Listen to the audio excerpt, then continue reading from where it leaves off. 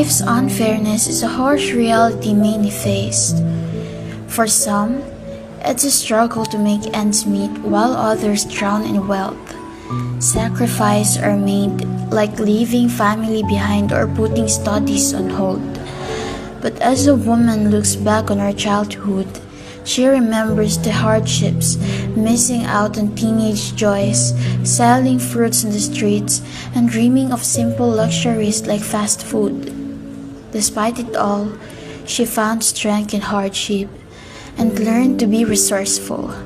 Yet, the question lingers: how unfair life is. Many people say life isn't fair, and I believe on that. Life is not equal for everyone. You might wonder why some people are drowning in their wealth while you're struggling to make ends meet despite working hard. What if one day you decided to just work to support your family's finances?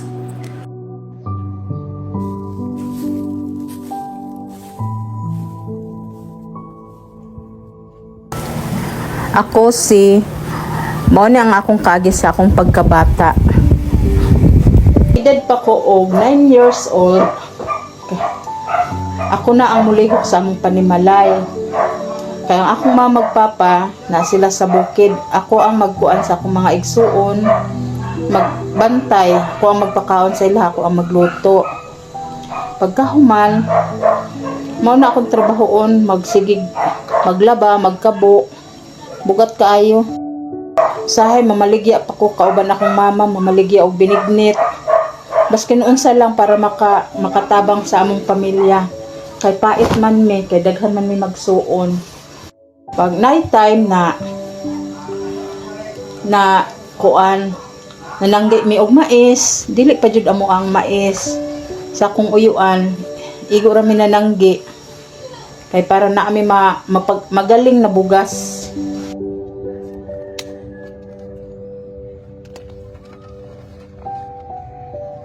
Growing up, I never really got to experience the joys of teenage life. My family's financial struggles meant that I had to prioritize responsibilities over desires. Buying things I wanted was a luxury we couldn't afford, and eating at the fast food chain was a treat I only dreamed of. The thought of spending money on something as simple as a meal felt like a luxury.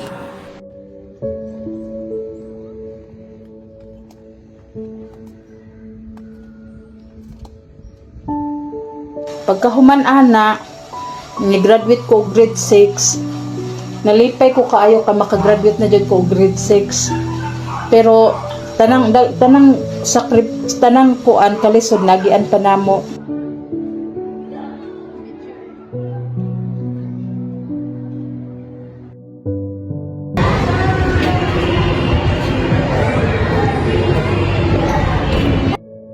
Nandiyan ka pala?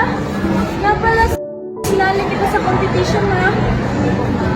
Sige, good luck.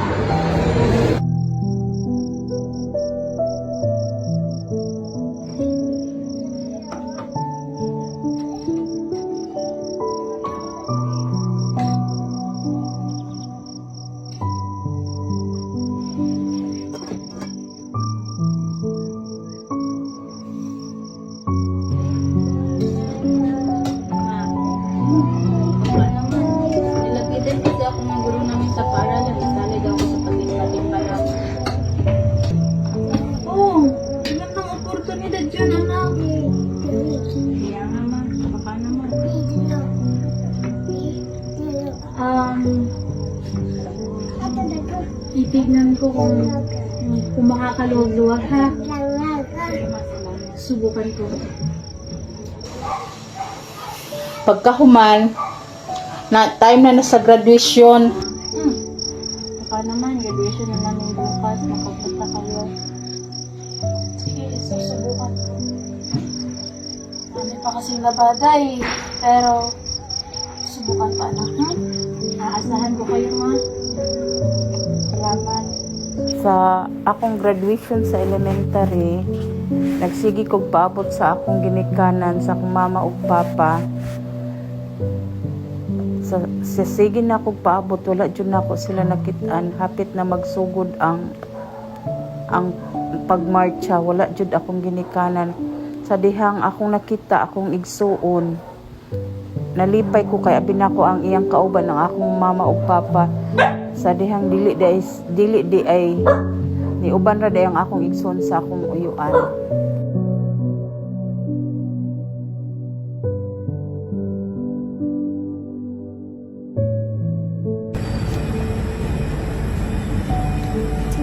Dala mo ni Mama. Malapit na matapos. Ate! Kaya! Sino hanap mo, ate? Sino, Mama? Ay, dito makababa. Walang pera. Ay, kala ko pupunta sila. Nangako pa naman yun. Okay lang yun, ate. Nandito naman ako eh.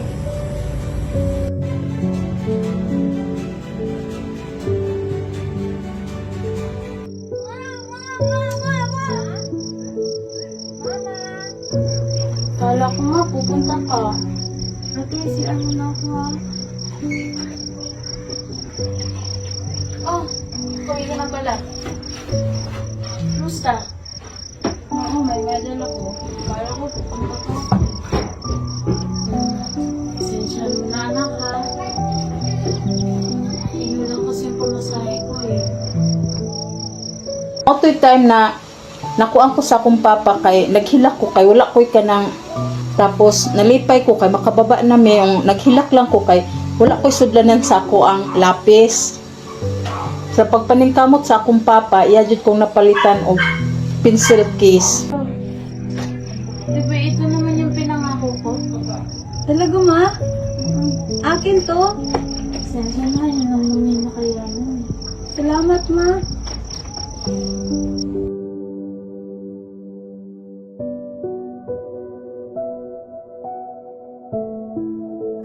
As time passed, high school started. A time when teens should have fun with friends, laugh a lot, and have their first dreams. But for her, each day was hard. There were bills they couldn't pay and school costs for her younger brothers and sisters.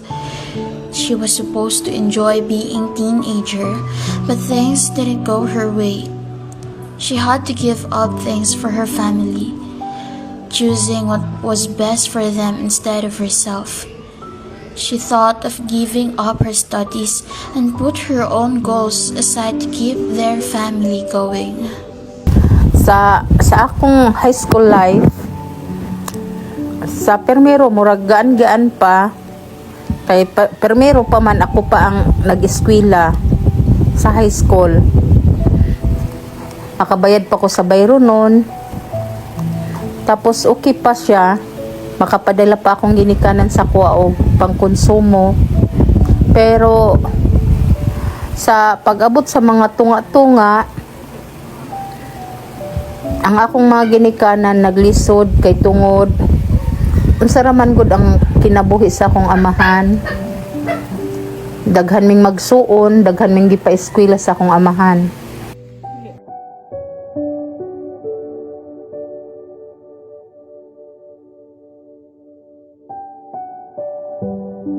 Lunes bahada mi ana ang ihatag ra sa ako ang papa, napakit man ni nako 200 kwarta na 200 mo na diha ka mukuha og allowance nimo sa isulod sa isa ka semana, diha pa jud ang pamasahe nimo.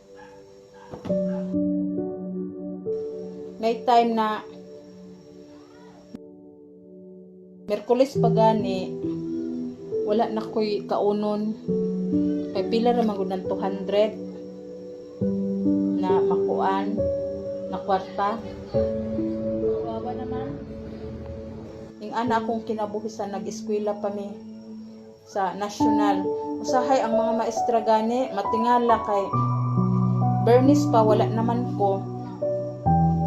Pagkahuman ang tawag sa kuan na mura daw ko kuan taguli padilong.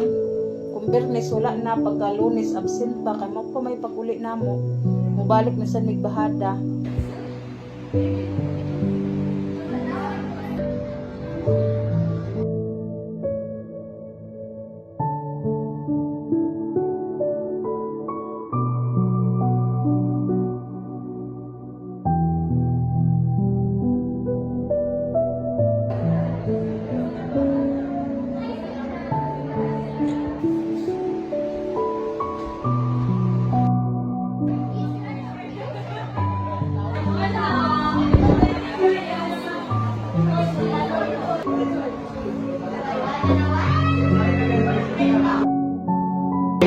Good morning, class. Good morning, Ma'am Castro. Okay, sit down. Thank you, Ma'am. Thank you, Ma'am. Sige, attendance. Mayordo. Absent, Ma'am. Absent na naman.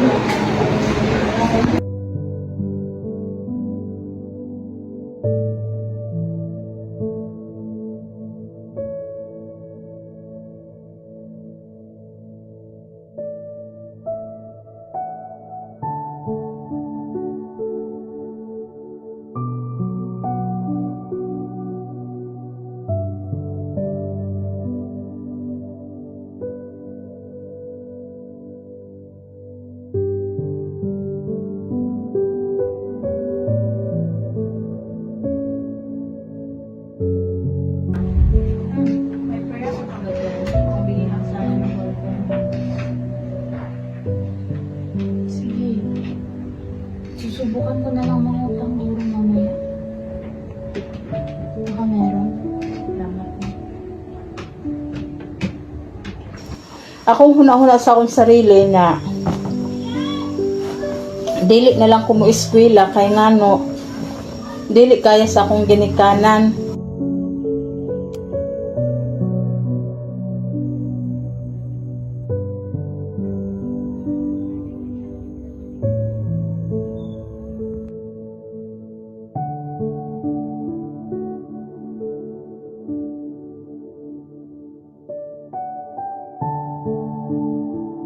Night time pag graduate gani namo og nako og grade 6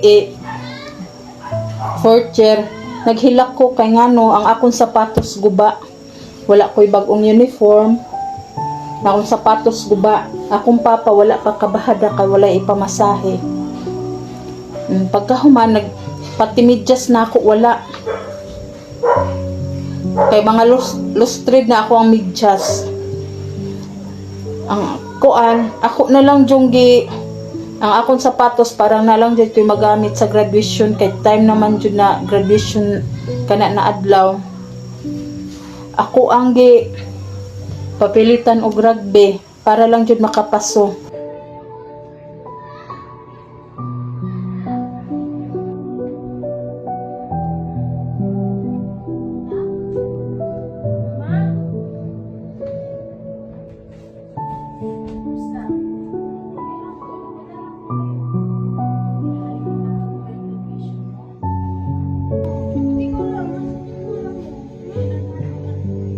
Well, nagpilit ko sa akong sapatos ni abot ng akong mama.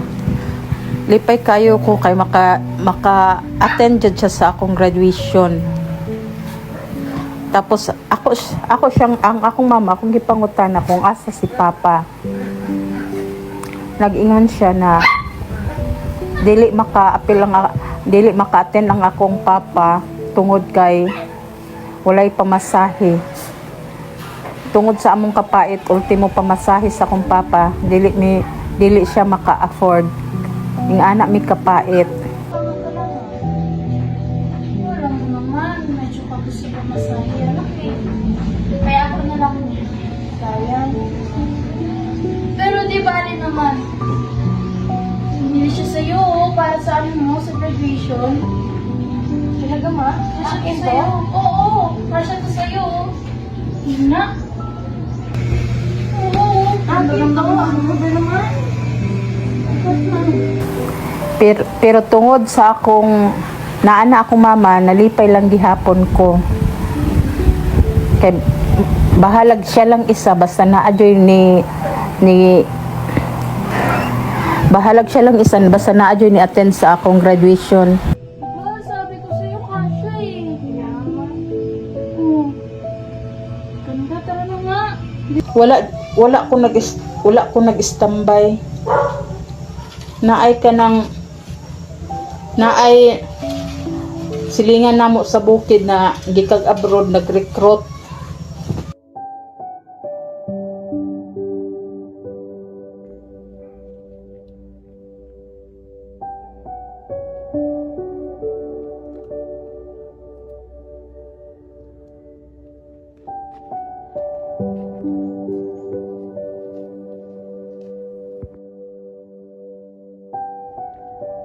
Uy, Aling Marta. Oh, Maria, ikaw pala.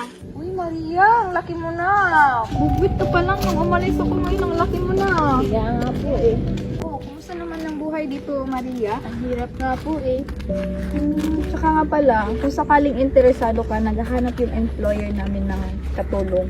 Pero 17 pa po ako. Pag-recruit niya ang akong edad 17. Dili siya pwede kay ngano bata pa kaayo. Huwag mag-aalala, hahanapan natin ng paraan. Tulungan kita. Sige po, sasabihan ko po muna si mama. Magpaalam ko muna ha. Sige po, salamat. Dili makakuha passport kay ang pwede 25 ano makakuha ang ako 17 pa man ko. Di pa jud ko kakuha. Ano ba nagagala? Umuwi na nga pala si Aling Marita. Ilan lang? Kapal lang ata. Eh? Wala mo, naghahanap sila ng mga empleyado para sa ibang bansa. Ano plano? Akong giingnan akong mama na mo abroad ko kay para makatabang mi sa akong mga manghod sa kalisod, makatabang ko sa ila.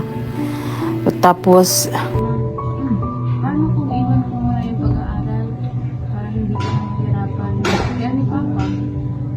ang akong mama ang ingon niya na dili daw ko mulakaw og abroad kay ngano lisod, layo ug magkasakit. Kaya ko naman kayod kayo ah. Ano na Papa mo? Pero nga, malaking oportunidad yun. Sayang. Walay mo atiman sa amua sa kuha kung masakit daw ko sa abroad walay mo atiman pero nipugos jud ko og lakaw kay para akong gihuna-huna kung nako sa abroad makatabang jud ko sa ilaha. Ano sayang? Tandaan mo ha? 7 anos ka pa lang. Ano ina-expect mong gawin ko? Hindi ka pa pwedeng pumunta ng abroad. Hindi sa ganun, ma. Yan ang gusto mo gawin ko. Payagan ka sa gusto mo? Ha? Gusto ko lang naman may ahon tayo sa kahirapan. Silbi namin ng papa mo. Pinapakita mo ba na wala kang silbi, ha? Hindi naman sa ganun. Hindi sa ganun, parang yun na rin yun eh. Ayoko na makita kayo nahihirapan. Kung makatapos ang aking mga kapatid, ma. Anak, kahit ganito yung estado natin, kaya ko kayong iahon. Hindi sa ganun. Pinapakita mo na rin na hindi namin kaya eh. Ano ba silbi namin dito? Gusto ko lang naman makatulong. Makatulong? Anak, 17 ka pa lang. Kaya mo pang mag-aral. Alam mo, yan lang din naman yung gusto mo. Bahala ka. Kaya mo nang magdesisyon, di ba? Basta ganun. Bahala ka. Pero akong mama nagdumili jud na dili jud siya musugot pero ang akong desisyon lang gihapon ang natuman.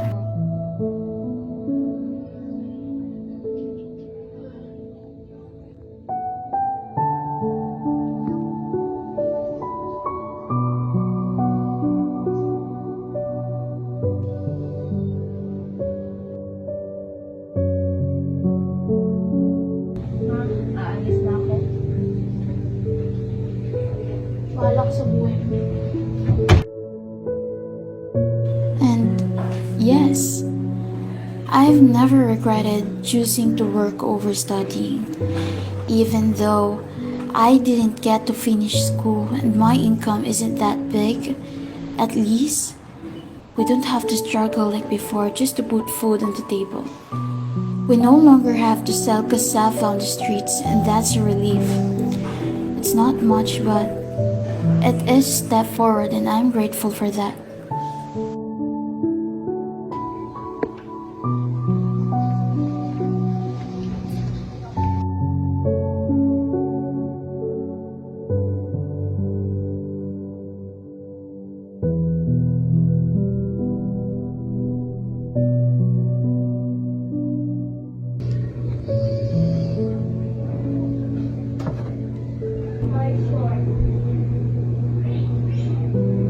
Hello, Ma? Hello, anak? Kumusta? Maayos mo yung lagay mo dyan, ha? Ma? Nakarating na po ako. Huwag kang mag-alala, Ma. Mabait lang po yung amo ko. Nakakain ka ba ng mabuti? Pinapakain ko kami ng maayos. Pasensya ka naman, ha? Para sa atin din naman to. Ang akong sildo ako dyan ginapadala sa ilaha taga semana, di taga bulan, mula salin. Malipay na lang ko kay makapadala ko sa ilaha, manawag man sila sa ako Time na Ma, nakuha ko na yung pinadala mo. Malaking tulong na to.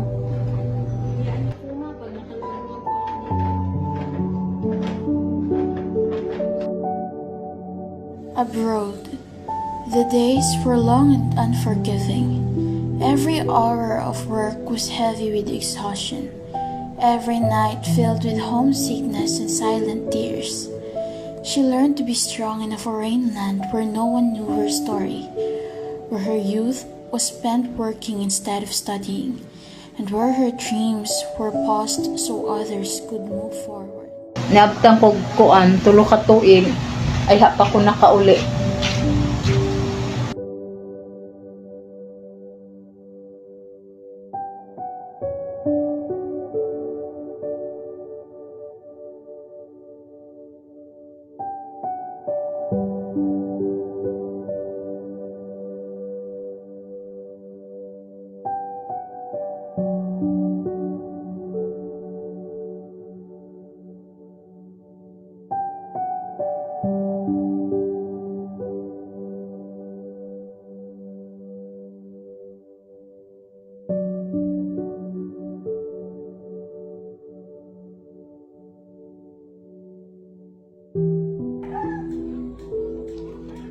Three years later, she finally comes home.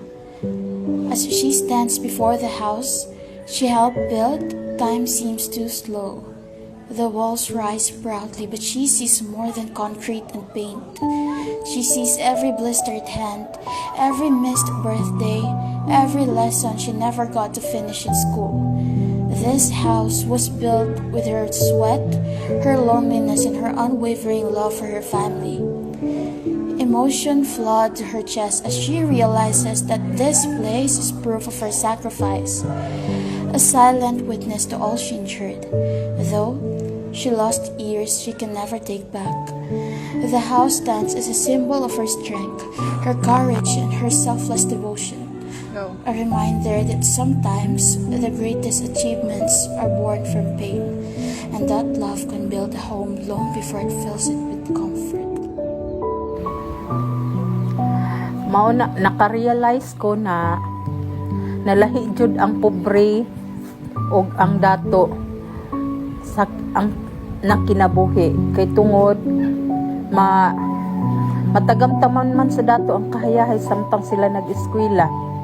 Tapos ang pobre naara jud sa kapait maglisod pero agwanta lang gihapon para sa ugma sa akong mga ginikanan.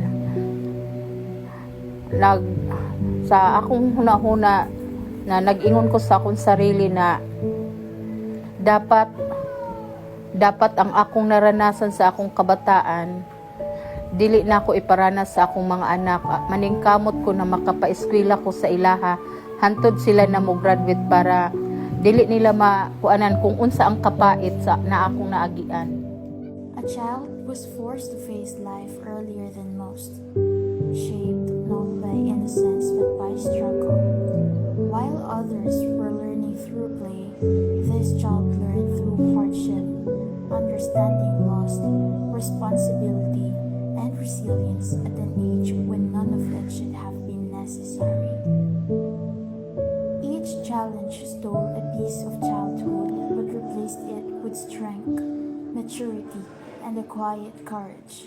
Though the weight was heavy, the child carried it forward, growing not only older but wiser, proof that even in the harshest beginnings, perseverance can take root. She stopped going to school not because she wanted to, but because her family needed her.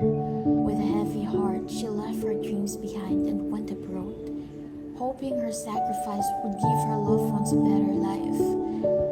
Far from home, she endured loneliness, exhaustion, and countless sleepless nights carrying the pain of being away from the people she loved the most. Yet, she never gave up. Every tear, every struggle, the hard-earned success was for her family. Her story reminds us that some dreams are set aside so others can live better, and that a woman's love and strength can change the future.